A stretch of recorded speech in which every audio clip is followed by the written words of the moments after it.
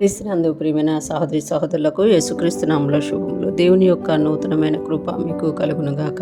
ఈరోజు దేవుడు మనకిచ్చిన మాట లూకాసు వార్త 17వ అధ్యాయము 15-16 వచనాలు. వారిలో ఒకడు తనకు స్వస్థత కలుగుట చూచి గొప్ప శబ్దంతో దేవుణ్ణి మహిమపరచుచు తిరిగి వచ్చి ఆయనకు కృతజ్ఞతాస్తుతులు చెల్లించుచు ఆయన పాదముల యొద్ద సాగిలపడెను.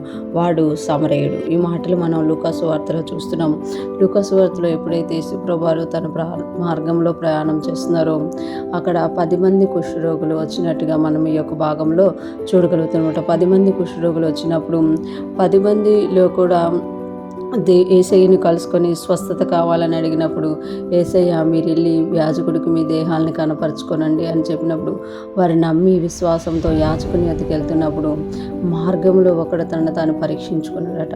వారిలో ఒకడు తనకు స్వస్థత కలుగుట చూచి, అంటే వాళ్ళు వెళ్తున్నారు ఏసయ్య చెప్పిన మాట పట్టుకొని యాజకుని వద్దకి వెళ్తారు. నిజానికి వాళ్ళకి వెంటనే స్వస్థత కలగలేదు. మీరు వెళ్ళి యాజకుడికి మీ దేహాలని కనపరచుకోనండి అని చెప్తున్నప్పుడు వారు వెళ్ళినప్పుడు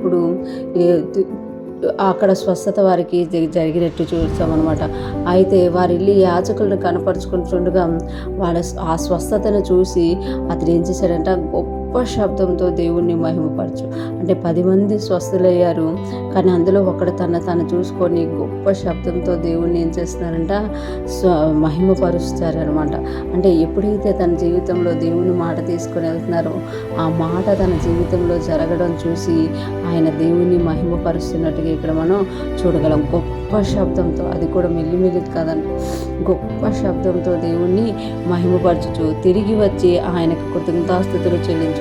అంటే ఏసయ్య ఏం చెప్పారు అని అంటే, మీరు వెళ్ళి యాజకుడికి మీ యొక్క దేహాలను కనపరుచుకొని ధర్మశాస్త్ర ప్రకారం కానుక చెల్లించుకోండి అని చెప్పినప్పుడు ఏసయ్య చెప్పిన మాట ప్రకారం వెళ్తున్నారు. కానీ ఆ స్వస్థత జరిగినప్పుడు అది చూసుకున్నప్పుడు అతడి ముందు యాజకుడి దగ్గరికి కాకుండా ఏసయ్య దగ్గరికి వచ్చినట్టుగా ఇక్కడ మనం చూస్తున్నాము. గొప్ప శబ్దంతో దేవుణ్ణి మహిమపరుస్తూ ఆయనకి తిరిగి వచ్చి ఆయనకి కృతజ్ఞతాస్తుతులు చెల్లించుచు ఆయన పాదముల యొద్ద సాగిలపడెను. వాడి సమరయుడు.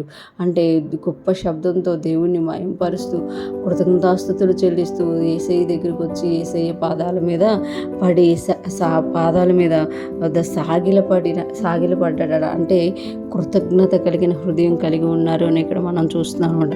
అంతేకాకుండా వాడు సమరయుడు అని చెప్తున్నాం అనమాట. ఈరోజు ఫ్రెష్ మనం వింటున్న ప్రతి ఒక్కరు జ్ఞాపకం చేసుకోవాలి.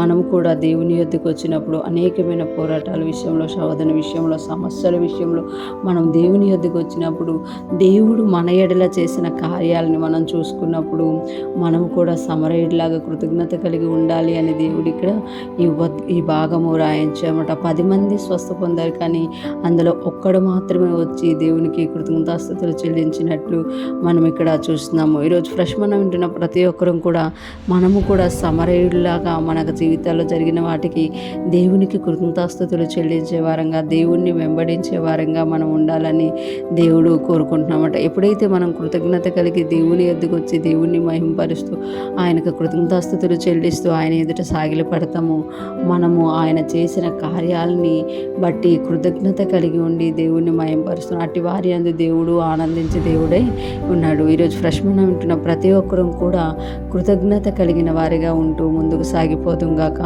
దేవుణ్ణి మహిమపరుస్తూ దేవునితో జీవించుదాం గాక. ఆమేన్.